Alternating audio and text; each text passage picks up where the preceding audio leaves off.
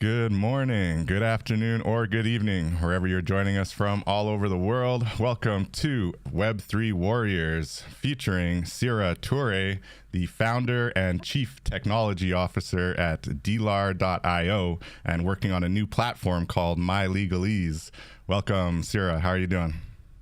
Oh, I'm doing fantastic. It's lovely to be here. And honestly, Dave, I was telling you before the podcast, we've been playing a mean game of phone tag. So finally, it's good to be here and talking to you and just like seeing how everything's going, honestly. Awesome. It's good to have you here. I look forward to jumping into your projects and really learning from what you're working on. I'll give a little bit of background as well. Like, we met at Blockchain Futurist, I guess a couple summers ago now, where you were working with the Crypto Babes group at the time, which is a really cool group that was all focused on women in crypto and Bitcoin. And you gave a really good speech kind of talking about what you've scene in Africa. I know you've done a lot of work in different countries in Africa, so we look forward to hearing about your work in that space. But I was really inspired by what you were doing, and I reached out at that time. We connected on LinkedIn, and like you said, it's been a mean game of kind of phone tag and back and forth, and just kind of wanting to find a good time to connect and really deep dive into your project and your work in crypto and blockchain. I know you're also working on a PhD, so you also have a very kind of academic view on the evolution of the technology. Very cool. So thanks again for joining, and we'll look forward to diving into it. So welcome everyone to Web3 Warriors. I'm your host, David Karoma, go by Chrome in the metaverse. And as you can probably guess, today we're going to be looking at the theme of smart contracts in the legal world. So can smart contracts actually improve the efficiency and the ability of regular people to kind of understand legal contracts and legal documents, And I think Sira, as a PhD candidate and somebody who's clearly looked at the innovations in this space in depth and has their own project at mylegalese.com, I think you'll be the best person to kind of dive into this topic with. And I also want to just look at the kind of evolution of blockchain, crypto. There's been a lot happening this year, as you can imagine. Here at Web3 Warriors, we've had to scale down the show a little bit. We're going monthly with interviews due to family stuff on one side, but also on the other side, I think the industry is kind of crazy right now, right? And as we've always been focused on the creator economy in Web3 and the idea of really financial empowerment and understanding financial sovereignty and the ways that really crypto and blockchain are empowering everyday people to, create new revenue, create new opportunities for themselves, but also kind of disrupt the status quo, right? If you're an artist who's been used to kind of relying on galleries, you can now go direct to consumer on the blockchain, right, with your art. Similarly, with the video game space, a lot of 3D builders are now building assets in the digital space on the blockchain and selling it direct to consumer. So we really like to focus on the empowerment of the blockchain technology. I do think the narrative out there, especially this year, seems to really be around kind of the FOMO and the hype, which is not new, of course, to crypto. But I think we're really losing the plot when we get too fixated on meme coins and too fixated on really just gambling, essentially, is how I look at it. So we've taken a step back and we are working on some things in the background. So thank you to our listeners who stick with us and who are continuing to give positive feedback. Really appreciate you.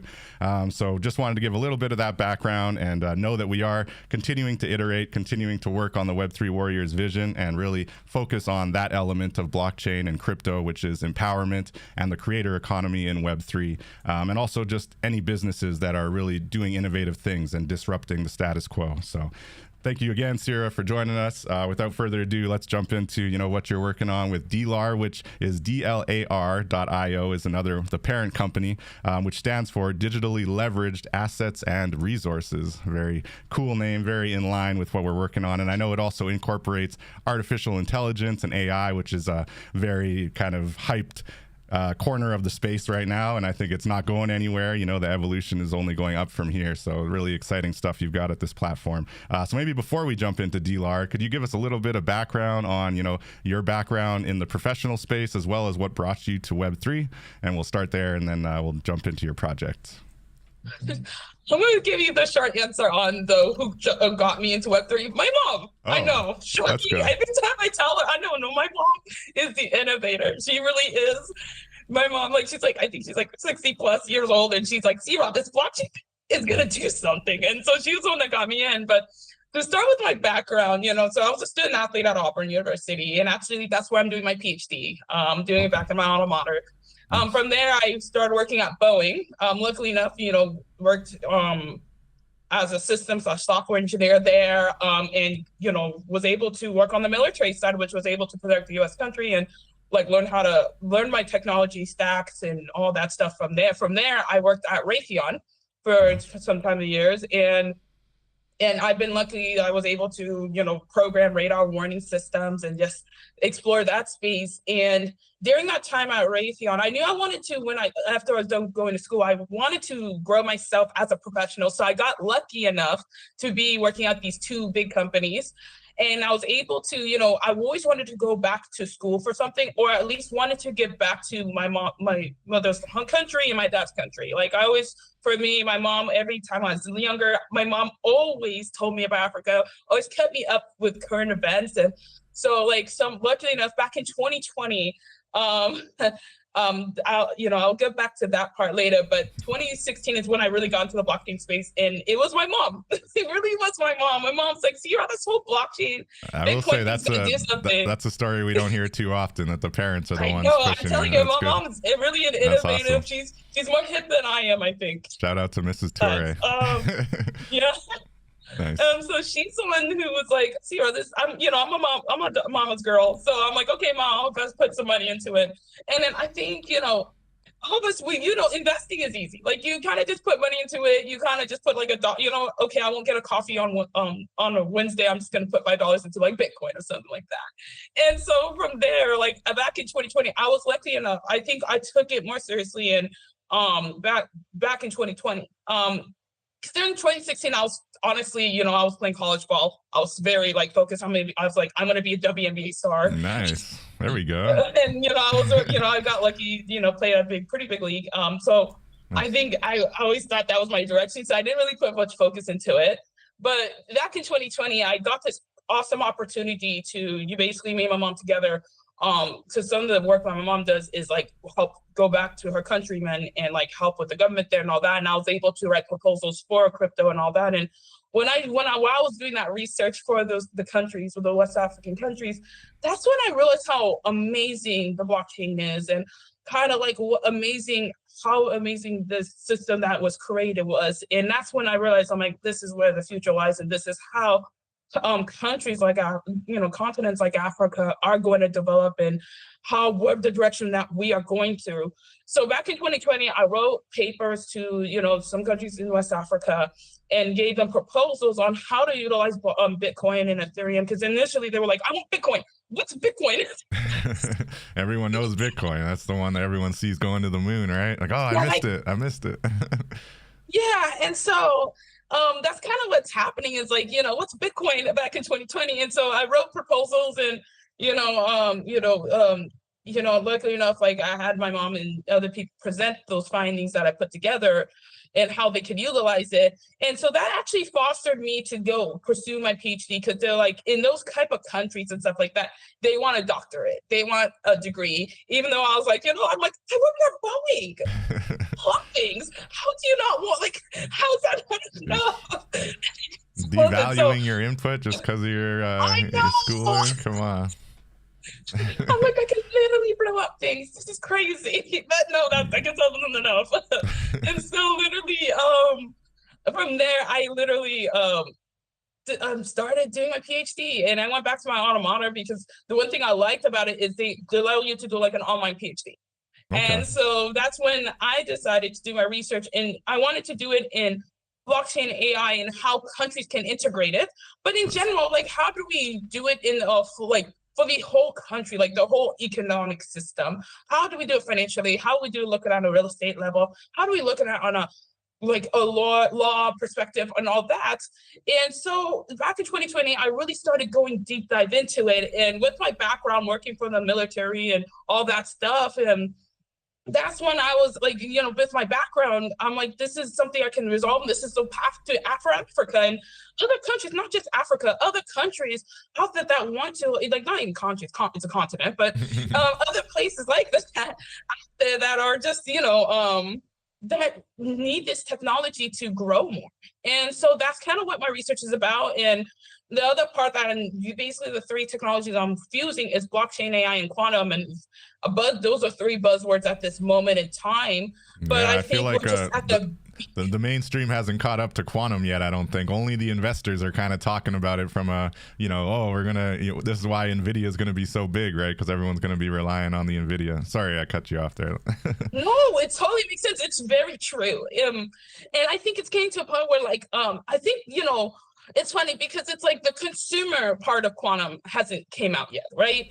Because AI technologies like that were developed in 1980s, all that stuff, really earlier on. It's more of how do we make it more a consumer-based type of thing? It's now starting to get to a point where AI, for example, ChatGPT, now has become, okay, this is how a consumer can use it. So anytime the consumer gets something, and from my expertise from the military space, there's I feel there's a bunch of there's few industries that actually make it where you have developing technology One is like the military space, because I think military space, you know, you're trying to defend your country, you become more innovative. The other one, I know, crazy enough, actually is the sex industry. This I have heard that. I have heard that.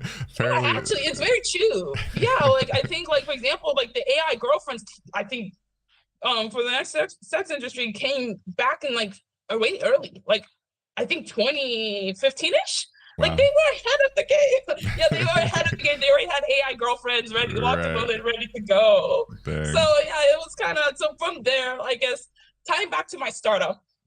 So after, like, you know, so luckily enough, I had a privilege to, you know, do some university. I went to actually Cambridge at the time, and my CEO Ricardo reached out to me, and I was doing like a month educational program with Polkadot for a Web3 thing there. And literally I was reached out by him. He's like, hey, you know, my name's Ricardo.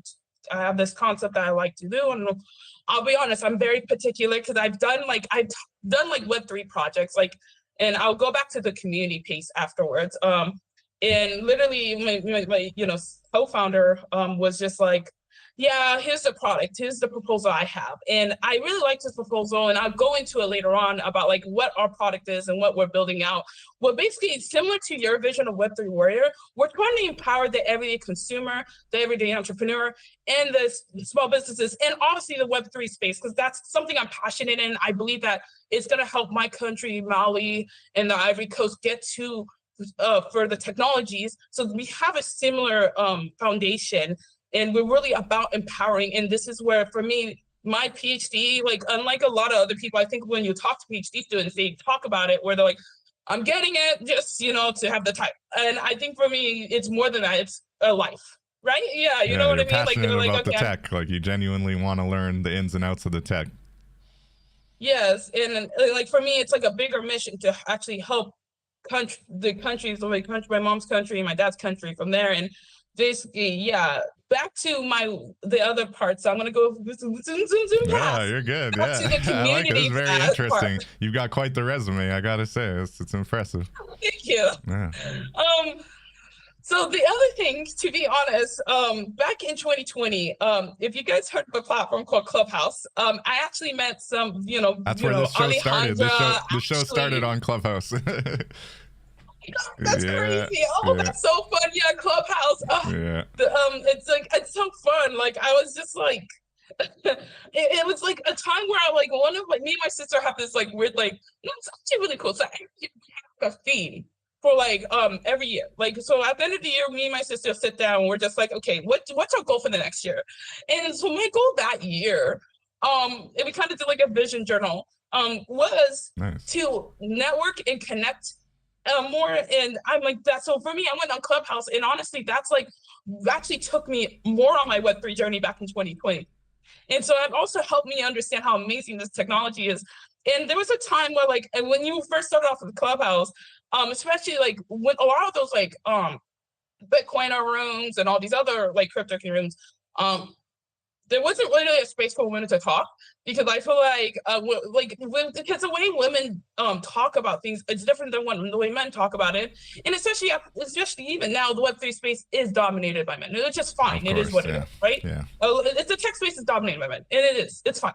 But it's just like there wasn't a space for women to talk. And so Alejandra actually created Crypto Babes, and it was just basically an organization dedicated towards that. And so then I went to these rooms and I felt really nice. And that's when I joined on to the organization back in 2020. And we used to host Clubhouse, and I used to lend them my expertise on blockchain, crypto, all that piece. And so from there, like that became a passion project for me, because I really wanted to give back, and I wanted to make sure it didn't like the organization itself. Yeah, we focused on with women, but you know, it was crazy. It was nice to see men, especially someone like you were there. And a lot of men like actually enjoyed our events too. So it wasn't really, yes, our mission was to help women, but we were also like included men. Like we were kind of like, yeah, like we like women, but everyone's free to come. That's kind of the path we went. Yeah. And so from there, back in 2020, you know, we had to, you know, because of the pandemic, we kind of had to stay online. So we would host these Clubhouse rooms and all that, and we answer people's questions, help them, all that stuff. And then from there, next thing we knew, we started, you know what, we're going to meet all Crypto Babes people in person. So that's when we started hosting events in person. It was honestly one of my most most interesting time of life. I think that's a part of my life I will never like. I am always going to be thankful for, because I got to travel all over the US, meet so many great people like you, talk about Web3, talk about stuff, talk about like educate people on projects. And we were partnered up with teams like Near. We partnered up with like all these great crypto companies, especially when so we did that for like a few years. And back in 2023, me and Alejandro, we kind of switched to, okay, we're going to focus on Toronto and like Canada and, you know, the California, and build like places where girls can grow and kind of build out like communities for that. And so we started doing that. We did it for a few years, and honestly, it got to a point where my research kind of got the better of me. And I think for me, I'm like, I need to pivot to like more focusing on this, even though like I was able to stay up to date with the latest technologies because of that. And honestly, like that community, I'm always thankful for. And it was just a great community. And honestly, me and Alejandra, to this day, still talk. We're still like, we are still friends, and I help her with her events. And so at this point, and so yeah, it was like we used to like host events in San Francisco all the time in the Presidio area. And we used to educate people. We partnered with like teams like Near. We partnered up with like Harmony at the time, and like many other blockchain organizations, Consensus, conferences, even all that. And I was able to speak at many conferences because of that, and talking about how you were shaping Web3. And so that was also part of my journey, my Web3 journey. And it's also shaped who I am now. Like, honestly, those journeys, those times you talk to people, when you talk to people who are like the everyday person to the genius experts in the Web3 space, it was definitely a journey. 100%. That's amazing. Thank you for sharing that full journey. And yeah, Clubhouse is something. I remember Crypto Babes a little bit in there as well. We probably crossed paths a bit. When I say the show started there, it wasn't called Web3 Warriors. I was actually part of an official non-government organization, so a nonprofit, I should say. Dream Conduit is called. I don't know if you remember hearing about the Dream Conduit. Yeah, but we were actually registered in Delaware. We were an official nonprofit, and we were trying to build out a full DAO, and it got to a point where we weren't quite getting the buy-in that we needed to really make it grow. And then budgetary issues came in, and our CEO, or co-founders, I should say, decided to kind of shut it down. But those inspiring conversations, which like the whole nonprofit was to focus on artists being empowered by blockchain. So we were basically showing artists how to create NFTs is essentially what it was about, but also how to promote them and become, successful. And so it was really inspiring, all the conversations we'd hear from artists, and it really did lead me down the path that led to the show here. And so when I say Clubhouse is where we started, that's why. But I hear what you're saying, and it was a special time for sure. I think Clubhouse is still an interesting app, but it's not quite the same as what it once was, right? So I was curious, where are you joining from? You said you're at Auburn University right now? Well, not now. So like I'm doing it online. Right now I am joining you from San Jose. So I'm in the Bay Area, the tech mecca of the world. No doubt. Tech mecca, that's it. I'm in the Bay.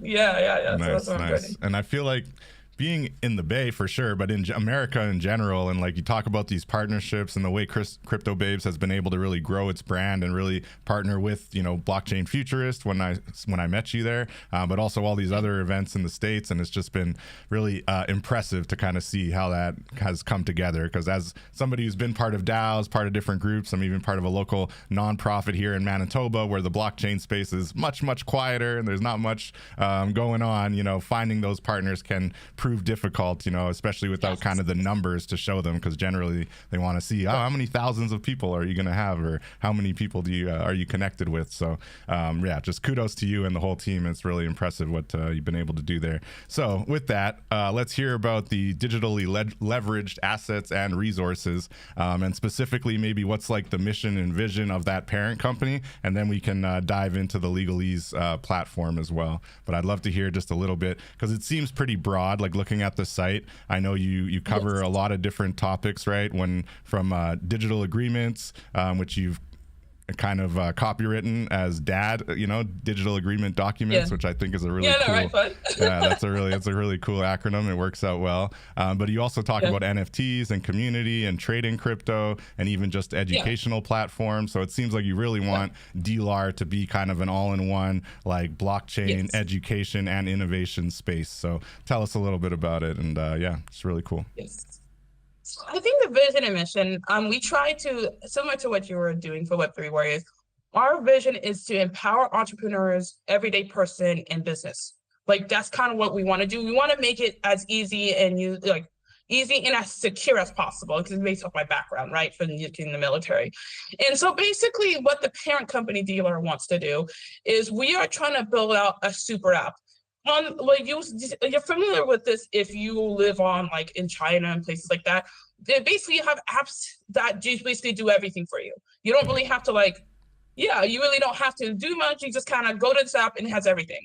So we're trying to build a similar platform because we believe that people are starting to go to that, where people don't want to go to download another app. They want to just have it in one platform.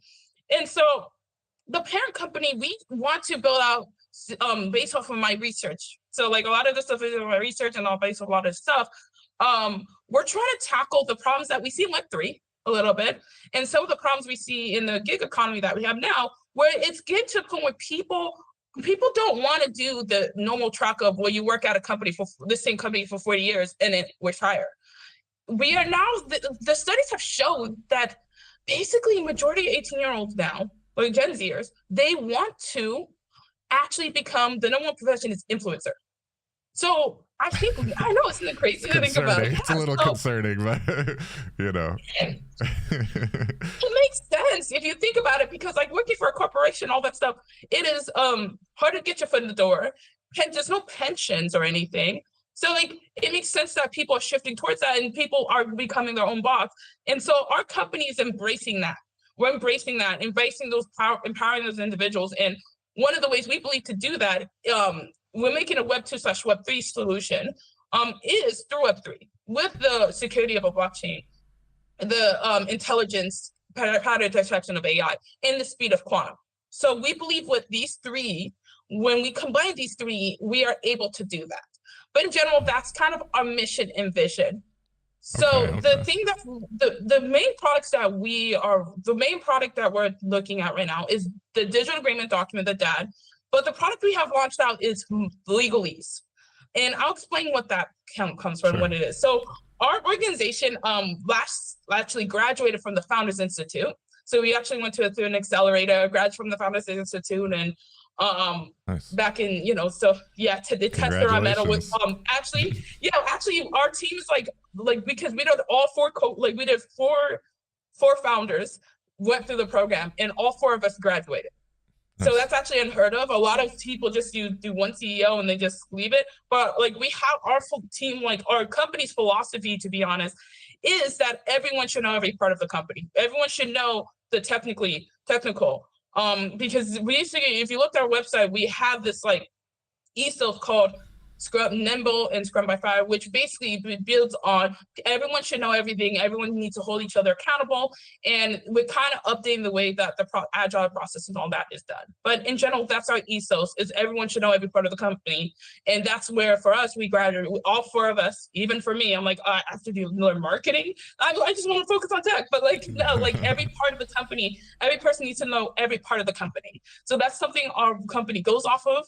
And then in general, this is where my legalese kind of aligns with, legalese basically aligns with the ethos, our vision. So one thing I've talked to you before as our call is, just a moment, if we look at the way smart contracts are being done, is it's not legally binding. So like if we went to court, like let's just say people decided to do a business and that, if we went to court, right now, smart contracts aren't legally binding, right? That's one of the problems, because at some point, we have to get to a point where smart contracts. It's a good tool for, like, let's just say as a parent, if Tim gets it, it's $50. Okay, that's great. But at some point, if we want to expand this Web3 space, we have to think a lot of people, like businesses and all that, are going to do contracts and all that. So our platform is trying to make it where we're creating legal smart contracts is basically what we're trying to create. Wow.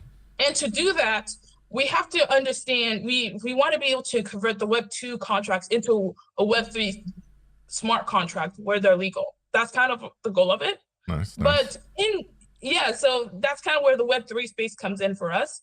But for legalese, what this tool is basically it finds all the problems in a Web2 or Web3 smart contracts, finds all the problems in it, gives you suggestions on how to update it and find the hidden clauses, and gives you deadlines and all that stuff. It maps that out for you, because one of the biggest problems right now is a lot of people don't understand legal jargon, or even some people don't understand smart contracts. Like if if we talk about the everyday Joe, Yeah. they have to they're gonna use ChatGPT or something to interpret that.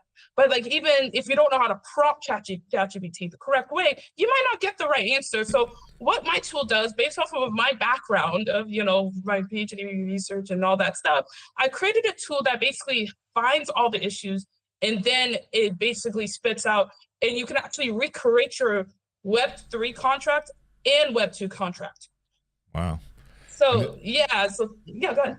I was just curious, like when you mentioned that the smart contracts are not legally binding, is that to say that they're like completely irrelevant? Or because I feel like there are scenarios where what happens on chain becomes a point in a court, right? Like I'm thinking, for example, when the OpenSea guys were kind of gaming the system, right? And they like knew what was going to be on the homepage the next day, so they could just go like stack up a bunch of NFTs in this collection and then know that it's going to go up in value tomorrow, and then just dump it on everybody, right?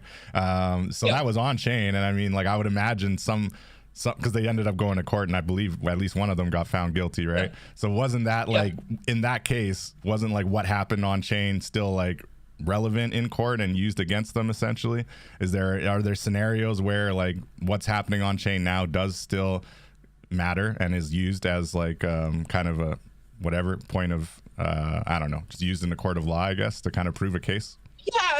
I think in general, so like you were saying, the on-chain activity, so like if you think about what blockchain is, it's a database basically. Right. Yes, the on-chain activity, yes, that is stored, but I'm thinking back to like the smart contract piece, so like the front end piece of the NFT and all that stuff. The NFT itself isn't like legally binding, so like some of the stuff, so like some of that, the reason why that's an issue, if you look at countries like Africa and all that stuff, like continents like Africa, where like I think a lot of these, like my mom's country, like Mali and all that stuff, like when you buy a house or something like that and you buy it as an NFT, the NFT itself is not legally binding. Like that's the thing. Yeah, I guess. Yeah, so you just have ownership. So you need a Web2 contract to go with that NFT purchase, essentially.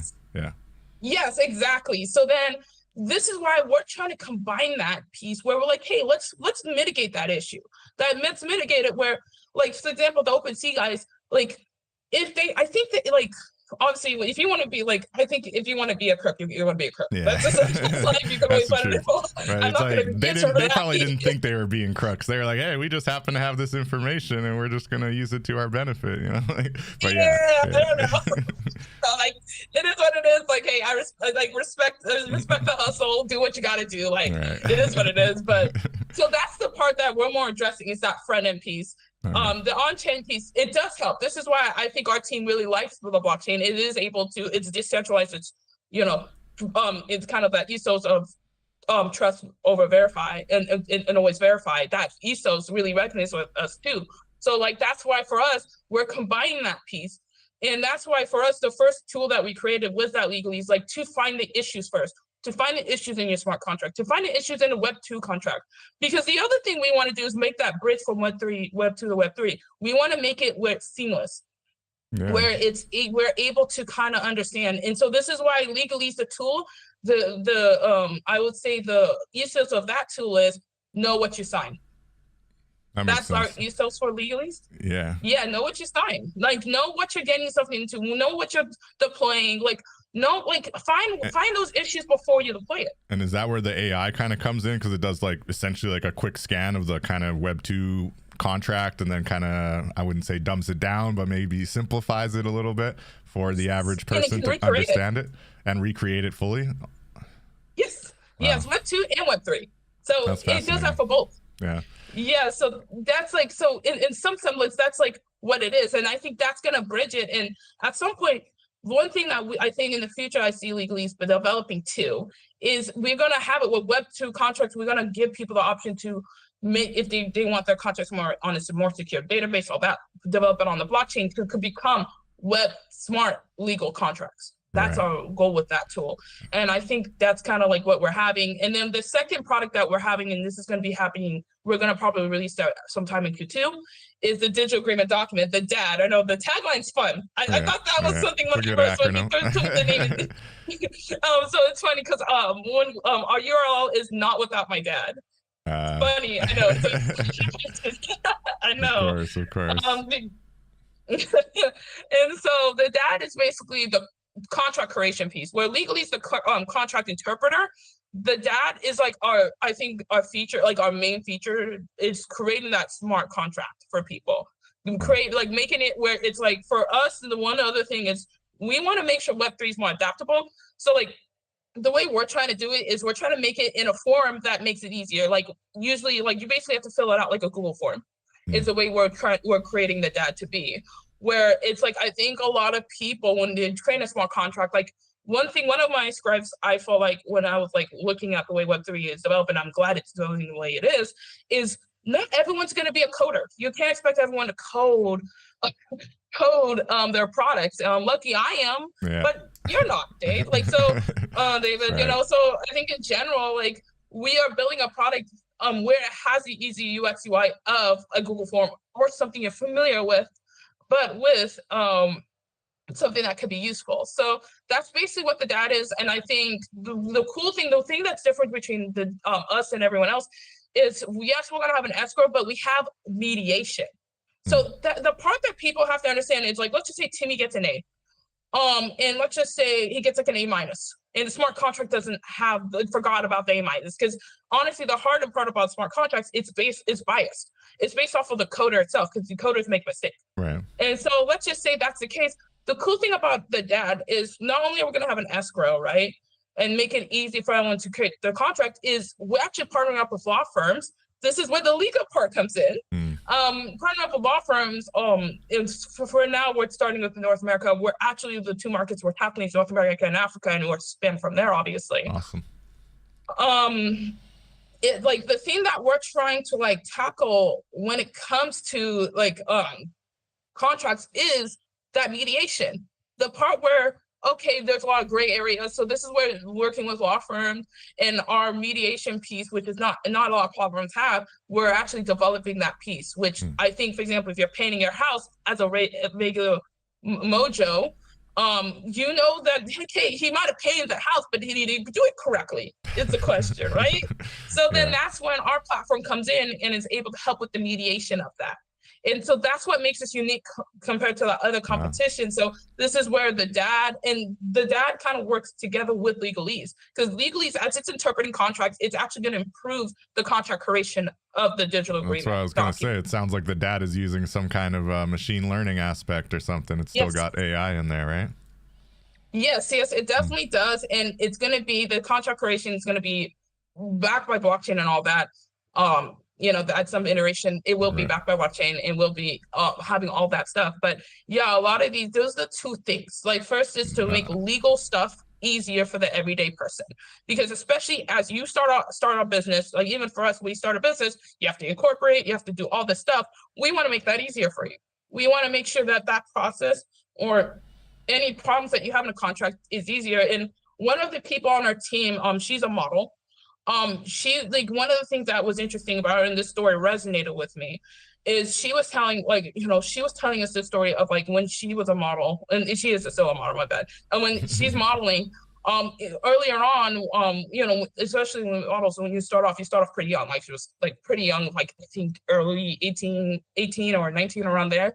She signed for a job, but because she didn't understand the contract, she was then hold off for hours and lost thousands of dollars off that deal. Dang.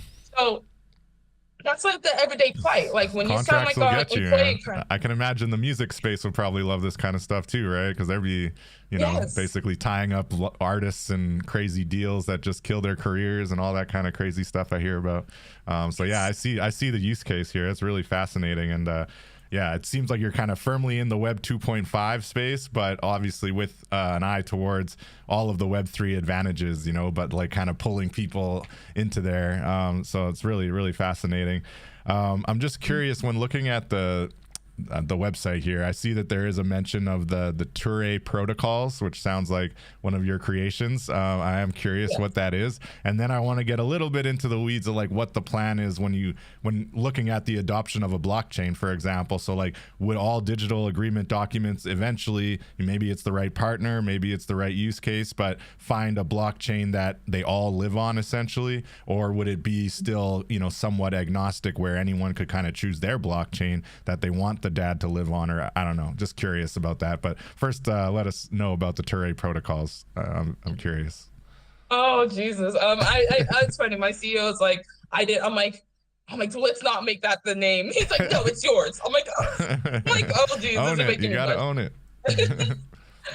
So basically what the Toure protocol is, and it's as simple as this. Like I said, my research is on AI, blockchain, and quantum.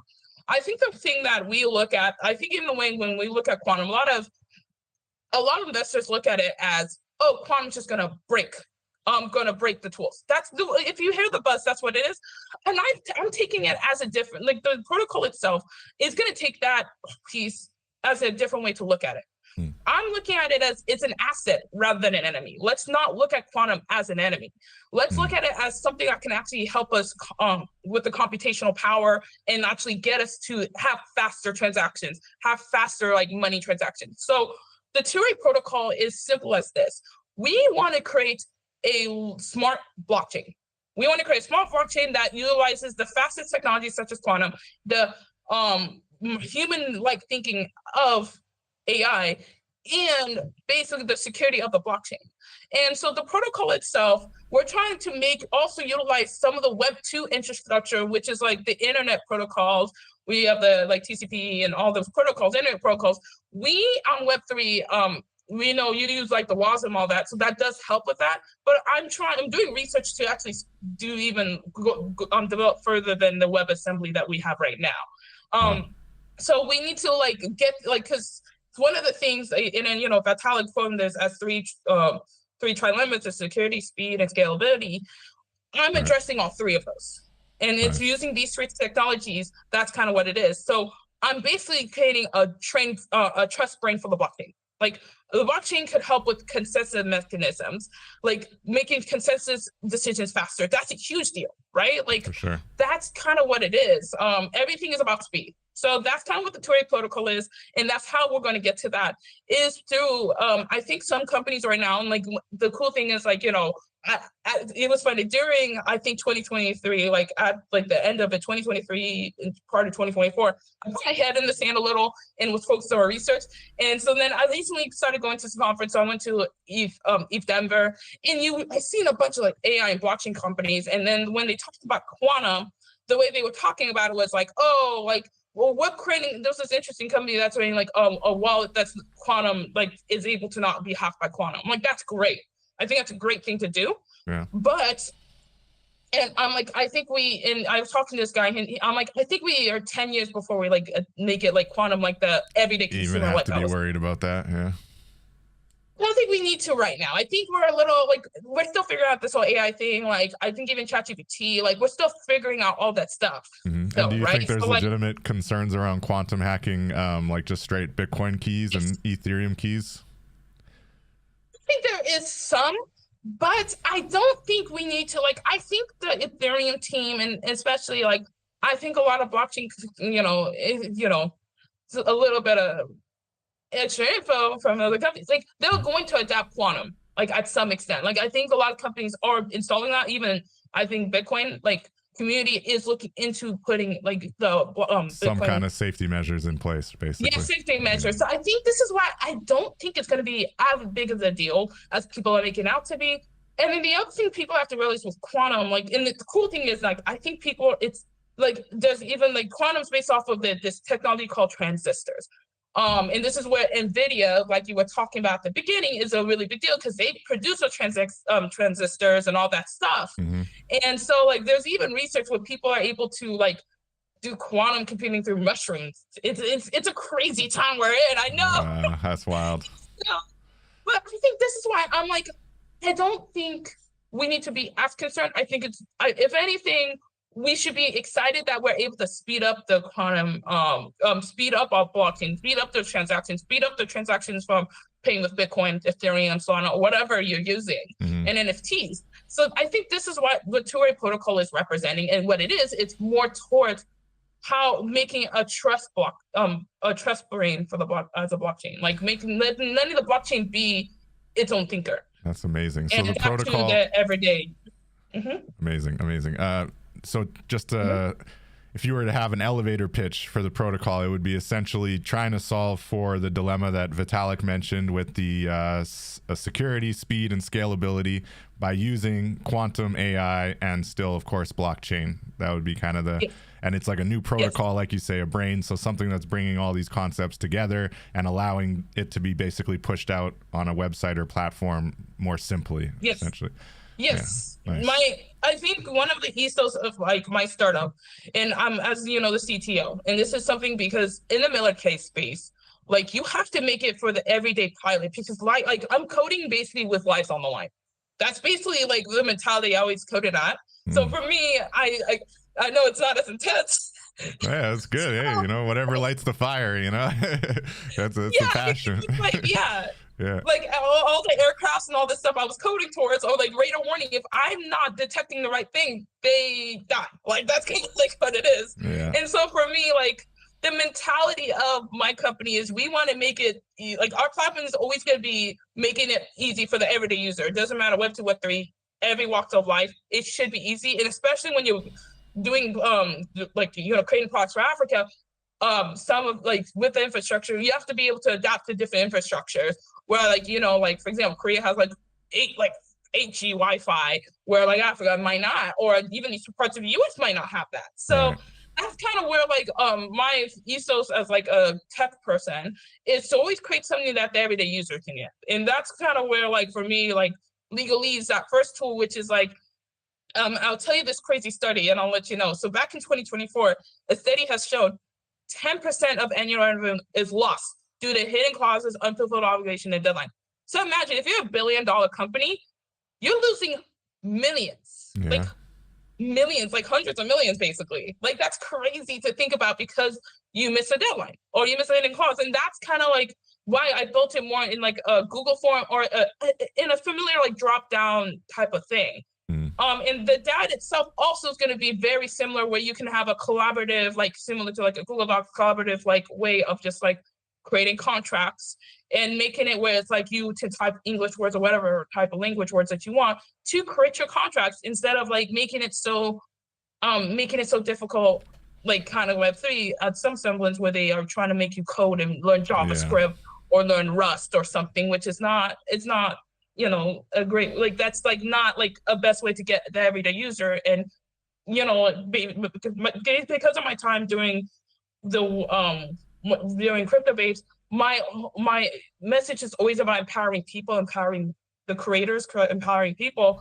So like when I'm building out these platforms, they have to be for those people that to be able to make their lives easier, not more difficult, and making them learn a whole new set of things, That's amazing. Yeah, and I love that pain point you're talking about as far as like making sure people are clear on the deadlines, clear on the hidden clauses. This is how the lawyers get you. This is how businesses sometimes will like sneak in hidden fees and get all kinds of money through technicalities, right? So that makes sense that simplifying this and helping businesses avoid those costly mistakes or missing deadlines and hidden clauses. That's awesome. So I like that you're kind of honed in on the value there when it comes to the kind of B2B solution, right? The solution for the business level.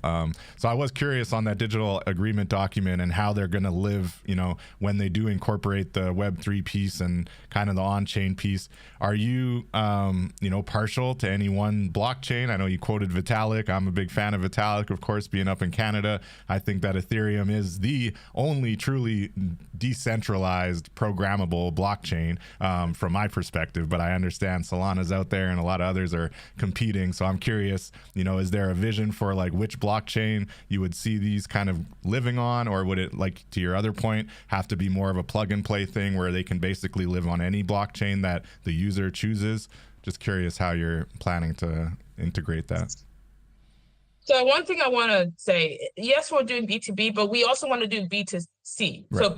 So, business to consumer. So like especially legalese for those, like, for example, one of the founders, Chidera, we're talking about people who are models, musicians, like the everyday person, before they sign the contract, you can use this tool to not worry about things, but no here, no there. I see the digital agreement document as every blockchain. So we're going to deploy to every blockchain at some point, is the way I see it at some point. And I think users would want that. Like, I want the users especially to have that adaptability. And I think right now with my research, my thing is, like, when I do my research, it's more towards, like, I don't lean towards any blockchain. I always try to see how we can better improve them. It's like better improve how Ethereum is working, better improve how Bitcoin is working, stuff like that. That's way more my mentality, because I think there's every merit for every blockchain in every way. So yeah, and there's some parts that I like that about like Ethereum, and some parts I like about like Solana. There's some parts I like about Bitcoin and stuff. But I never lean towards any blockchain, because I do think, for me, like, my job as a researcher is find the flaws. So I'm supposed to be the pessimist. I like it. Critical thinker, finding those constructive criticisms, like, well, this could use improvement here or there, right? Yeah, exactly. So I'm supposed to be the Simon from American Idol on this. Okay. Like, this is not, you're not singing well enough, or your transactions are too slow. I think if speaking to Ethereum, I think Ethereum, I understand why people like Ethereum. Ethereum was the first platform that made it easier to actually create different type of like businesses and other contracts. So I understand the appeal for Ethereum, and I think especially the trilemmas that he pointed, I think is a very fair thing. And I think the thing that he said, Vitalik said, which is very true, you're always going to have one of the three problems when it comes to when you build out your own blockchain. It's either you're going to have a scalability problem, you're going to have a speed problem, or, etc. So it is somewhat true, and this is why I'm trying to address that. So that's why, to me, I can't really sit there and say, oh, I have a blockchain that I love to death, because I'm supposed to be the one that says, no, bad blockchain.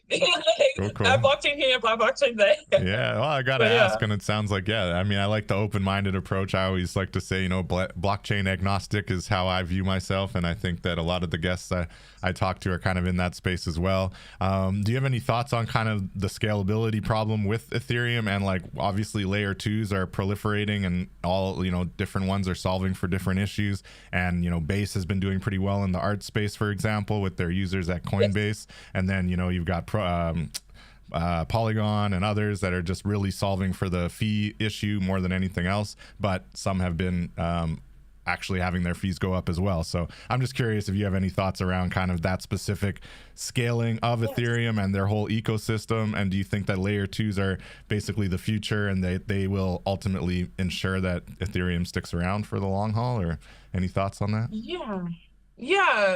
I think it's interesting. When it comes to Ethereum, I think because it's like the first one that made it easier for people to build businesses, I think it's always going to be around. I think because I think when I talk to like African leaders and talk to them, if after Bitcoin it's Ethereum. Right. So I think it's going to stick around. I think it always has a place, and I think there's so many layers tiers that have built off of it that I think it's always going to stay breathing. I do think I know at some point they wanted to move to proof of stake, which I see the cool thing about proof of work is it's harder to hack into proof of work than proof of stake, to be honest. Because with proof of stake, all you have to do is a majority, 51% attack, if you know what that is, which is aka kind of like if you think of a corporation, you're a CEO, if you own more than half of the company, and aka you own half of these like blockchains, then you can make all the decisions. And that's something, in my research that I think I realized soon, that's kind of like where that's a pinpoint where I'm trying to also resolve is that piece. I think in general, I think Ethereum is going to be here to stay. I think that it is tough, because I think this is the tough thing about the trilemmas. It's like, I think a lot of blockchains decided to choose one. And this is where, for me, the way I look at some of this is like, why choose? Like, I'm always the type who says, why choose one when you can just have it all? Right. I'm a girl that likes it all. Like Maybe it makes me a shopaholic in this sense. All good, all good. Okay, no, that makes sense. That makes sense for sure. I don't want to lose sight of the Africa conversation. To your point, you just mentioned, and then you said your parents are from like Mali and Ivory Coast, and so you've done a lot of work in this space. What is the actual feedback, and what are you seeing as far as the most kind of let me step back. I'm seeing a lot of the remittance solutions, right? And the idea that people who want to send money to their loved ones in Africa, which has been fairly costly, fairly time consuming in the past, is now fairly simple for those who adopt the technology. Now in the receiving country, there can be issues around off-ramping because crypto is not as ubiquitous or easy to off-ramp as it is maybe in Canada or in America. However, I've seen, a lot of businesses, frankly, sprouting up using stablecoin or whatever to essentially make very easy cross-border payments. So that's probably one area I imagine you're seeing, but I'm curious overall, like from a regulatory standpoint, from a creator economy standpoint, like what are you kind of seeing with the crypto conversation in Africa, or specifically Mali and Ivory Coast? Oh man, yeah, no, it's actually a whirlwind, especially in my mom's country right now, where Mali has finally separated from the French. Oh yes, that's true. I didn't even think about that. There's a lot going on in that country right now. Yeah, so it's a crazy time where now, like the government right now is really open to proposals. I think right now they're like even making up rules, like if you have citizenship, and let's just say, I think one space that I think is really going to be disrupted is like natural resources like gold, lithium, which is huge because of like the transistors, batteries use lithium, all that. You have just a lot of Mali is one of the countries that have a lot of natural resources, sapphire, all of it. Anything, so you think your diamonds, all of it there. And so I think that's one thing is like the government is looking into is a Web3 solution on how to tackle that. And that's something, that like, we're giving proposals to, part of some of the things that we're doing is giving proposals on that. So that's one space where I think this is going to be disruptive. And I think in general, to be honest, I think because Africa is so open to using Web3 technologies, I think it's going to like Africa itself as a continent is just going to rapidly explode. It's going to explode. It's going to develop in ways because like, I think the tough thing is like when you live in like US and places like this, is like, they're like, we own everything, right? Like you don't change, you don't fix what's not broken. And, I've worked did government, like I worked with the government at some point. Yeah. They're like, we're going to keep going with things that work, which is, that's working for them. Tried and true, as they say. Yes. As we look at Africa, like they're like, especially like, as Mali has gotten the independence from France, all that, they are looking at Web3. Like the other thing is like, for example, Sierra Leone, the voting is actually done through blockchain. I'm Sierra Leonean. Yeah. They actually use blockchain to actually do voting. So in general, I think the cool things are the countries in Africa are adopting these Web3 technologies because they have to. It's survival mode there. Like it's for them to finally, for example, sending payments out to their loved ones. That's survival. So I think this is why I think they're more adapting. And like, for example, like Nigeria, like in Kenya, grown massively because of using these Web3 technologies. And especially like, I think, especially in West Africa, a lot of these countries are starting to break their independence from France and all these the countries that colonize them for sure. And so this is kind of where things are going towards. It's really going towards, okay, now we need to think of solutions that help us survive, and and now they're leaning towards Web3, and stuff like that. So I think this is kind of where the space is coming from. I like, for me, when I've done my research, I can see it leaning towards for like real estate, even like I see it touching all walks of life. It's getting to a point where even like I was talking to a crypto company, and they're like, oh yeah, there's this like business guy that does this car dealership stuff with the web, with crypto. Just straight payments. Crypto payments. Yeah, that's amazing. Yeah, and it makes sense. So like, I think it's, especially here in the US, like we still kind of have that narrative of crypto is a scam. Crypto is a scam, and it's like there is a little. The meme coins aren't helping with that narrative, though. I don't know.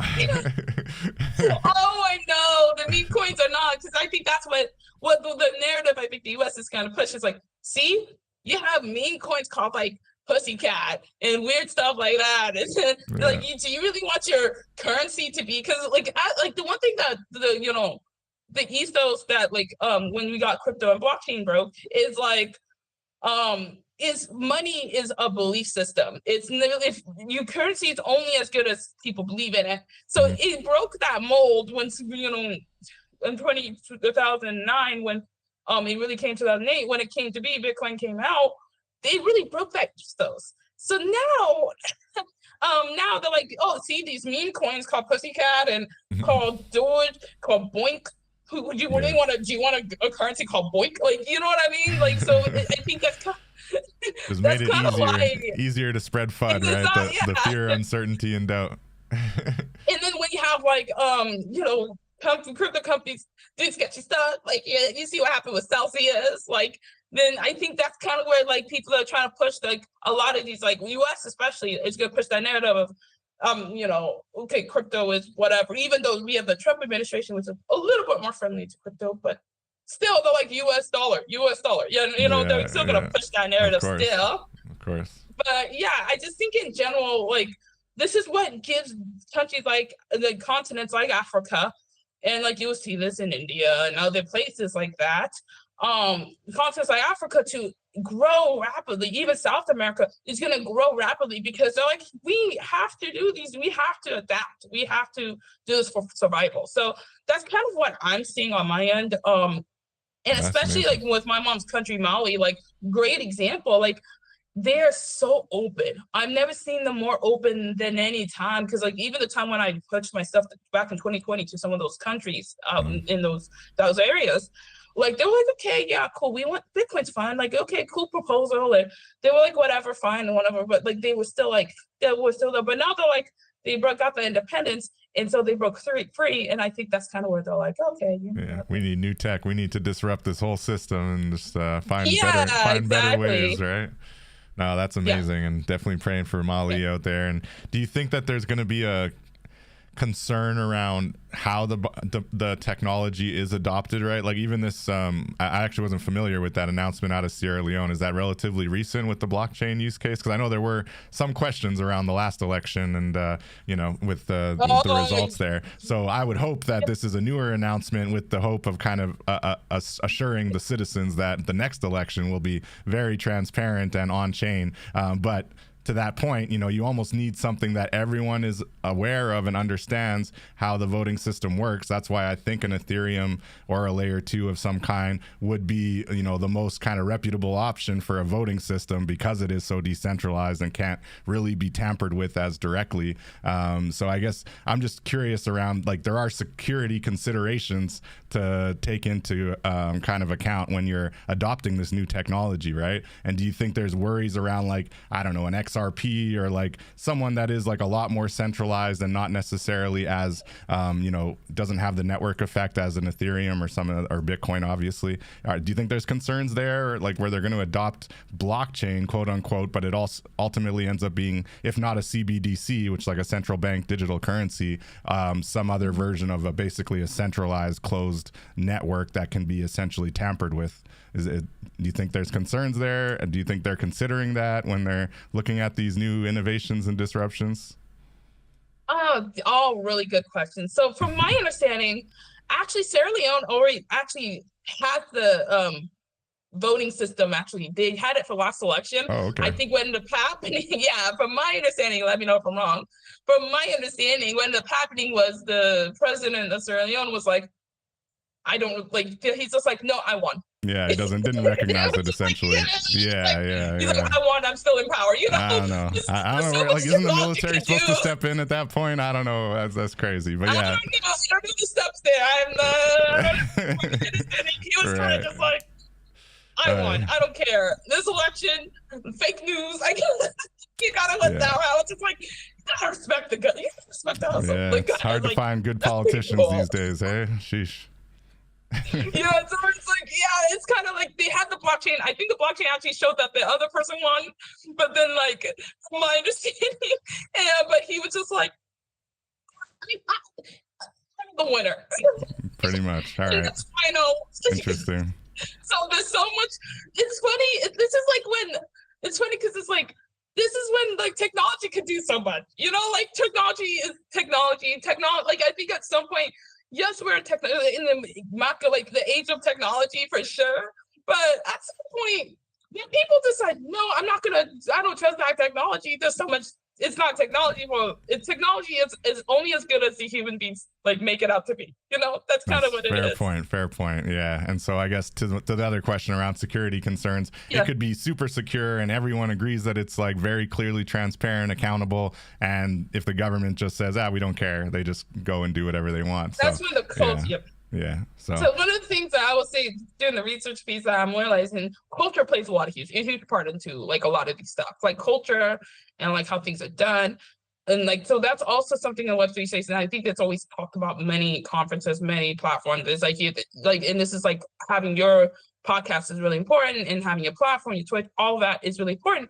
It's because it talks about those type of pieces. It brings out those things that we have to like worry about, which is like culturally, like we need to make that shift. That's part of the things that need to happen for like a lot of more adaptation. Going back to what you said about like the XRP stuff and all that, I think Vitalik said it is tough. I think people have to understand how tough it is to have a blockchain do all three, which is scalability, speed, and all that stuff. Like that is not an easy thing. So like, I think initially, even every blockchain, even Ethereum at some point, initially they have to kind of start centralized, try to do like a slow rollout. That is a noble thing. But some blockchains, and as a like tech person, sometimes you kind of get to a point where you're like, you know what? I think this is a space that I kind of want to keep on. And I think as far as XRP did that, and then even for the central bank digital currency, I think at some point it makes sense, right? They still want to, like, it's the government. They want to have control of the currency. It just makes sense. So I don't think we should, like, hate on the idea of it. It's a logical conclusion. If we can make a bunk token, why can't the government make their own currency and still have control of it? I think the control part is the problem, right? Or the privacy issues as well. I think people see the way China's kind of rolled theirs out, where they can kind of, like everything's running through one app. And so if they don't agree with something you did, or they decide you're a criminal of some kind, they just shut off your app, and now you got no way to transact, And so I think the concern is that Western governments would be similarly kind of authoritarian, essentially, and just start, deciding who can use their money and how much they can use, and da-da-da-da. And of course, snooping on everyone, which they're already doing anyway. But that's the concerns that I've heard. And I'm personally fairly anti-CBDC. However, I do see the use case, and to your point, tech is tech. Innovation is pretty much, unstoppable at this point. So it's probably going to happen whether we like it or not. I just think hopefully it happens with the right safeguards and privacy and security concerns kind of acknowledged from the outset, right? So I don't know. And I think this is when it's going to take a lot of individuals, and this is kind of where, like, for me, when I started CryptoBase, I'm like, it's going to take a lot of education, a lot of like really getting to a point where people really try to understand what their rights are and utilizing platforms they believe in. Like, I think this is the cool thing about like things that people don't realize. The one thing I want to mention is that being decentralized on blockchain is a very tough thing. I don't think people understand technologically wise how tough that is. And I think that other people think that people don't realize. They think big picture, which is like, okay, want to be decentralized. Okay, shit, how do you get to that? It takes time to roll out to get to that point. Even like a blockchain like Polkadot, it takes time to roll out to get to that point. I think a lot of blockchain, even now, is they're like, okay, we're trying to get to decentralization, but there has to be a roadmap towards it. I think. I don't think I think it's respectful that like I think it's respectful that like some of these blockchains are starting off decentralized and going from there. That's cool.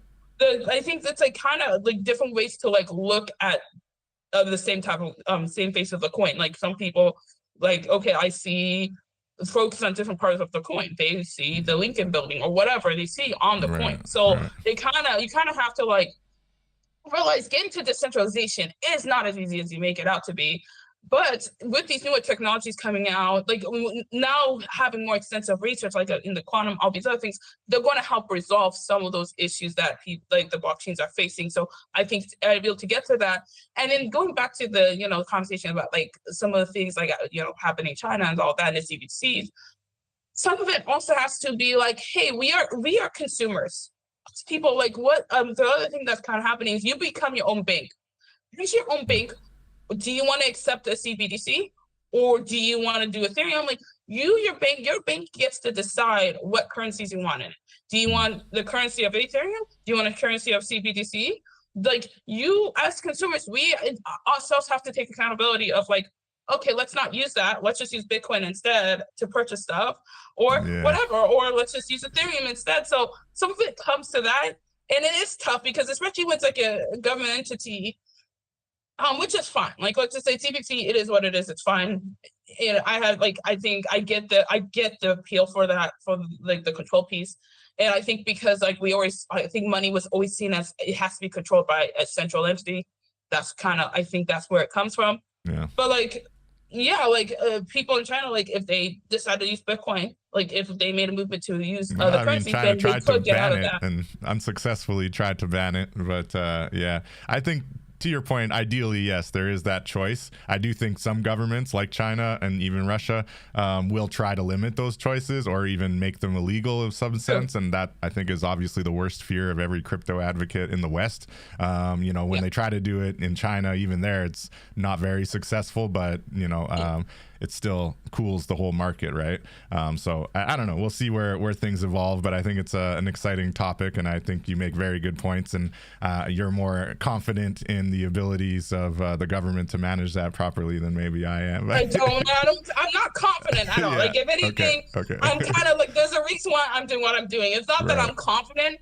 I just think I'm just telling you, like for me, it's more of like, that's just what the government, I'm telling you just a perspective as the government. It's not that I trust the government or anything like that. Right. I am just saying that's just what that I'm giving the point of view of like the government and the times that I worked for the government and all that. Right. The more control they have, that's what they want. So that's why I use the word they rather than me. It's not, if it was me, there's a reason why I'm in the Web3 space, right? Exactly. I think empowerment, choice. The empowerment piece, like, and that's the ethos of my startup. Is empowerment of the everyday gig economy worker, everybody. Like that's kind of our ethos. And to empower, to do that, that means we have to give solutions that allow that flexibility. So it's, for me, it's about, I want to give people the liberty to make choices, but not waste so much time having to, like, for example, look at a contract. I want to make your life easier. That's kind of my ethos. This is just the way me as a tech founder is. That's the way my company looks at it, is we're just trying to make lives easier for people. So for us, it's like, how can we make lives easier? How do we educate people? How do we do that? And this is why, for me, I launched, the first thing we as a company launched is Legalese. It's to help interpret those issues and and kind of help you see what the issues are, and you decide, make more of an informed decision on contracts you're signing or things you're looking at. In general, documents, work, like even like if you want to, let's look at a college essay. Sure, we'll look at a college essay. Let's get you graduated from college. I don't know. You know what I mean? So making documents easier, kind of trimming them down, but then also looking at the technology while still keeping the security piece, right? Because in the end, these contracts are incredibly important as well. So it's not like you're saying you don't need them anymore. It's just like, let's make them easier and then make them more, kind of digestible, I guess. Well, I know we've hit that 1 hour mark. We kind of passed it. I'm seeing you got like block bonds on here, tutorials, trading. So it's a very cool kind of broad mission or kind of vision that you have for DLAR. So I do recommend that everyone go check out the website at dlar.io. I know you do have a platform and software also dropping soon. The Legalese website is mylegalese. That's legal EZE. Sorry, I'm Canadian, EZE.com, mylegalese.com to check out the Legalese platform, and you can register there if you want to try out the all-in-one agreements platform. But very, very cool. You've really dropped a lot of knowledge for us here today, Sira. Is there anything else you want to mention or share with us before we wrap up here? I really appreciate your insights. Yes, please reach out. You can find me on LinkedIn. That's my main platform. LinkedIn as SIRA TOURE. If you really want to ask more of those questions, or if you want to reach out and talk. But in general, please use mylegalese.com. This is our beta launch. We're having a beta launch right now, and let us know if you have any question. You can always email us at info@dlar.io.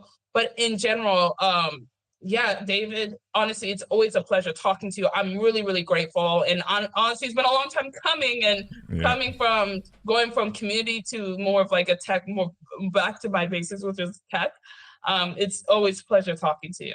Awesome. Well, it's a pleasure having you, and we'll definitely be keeping an eye out for the platform, and we'll be happy to have you back as well in the future if you have any major announcements, or maybe we'll dive deeper into quantum computing now that I know I've got a real expert that I can reach out to and get some insights. I'll definitely be following up on that as well. I want to give a kudos to your whole team here, the DLAR officers, and everything you're working on is really impressive, and I love the use of these kind of AI PFPs that you got on the site here too. We're just sharing that with the people.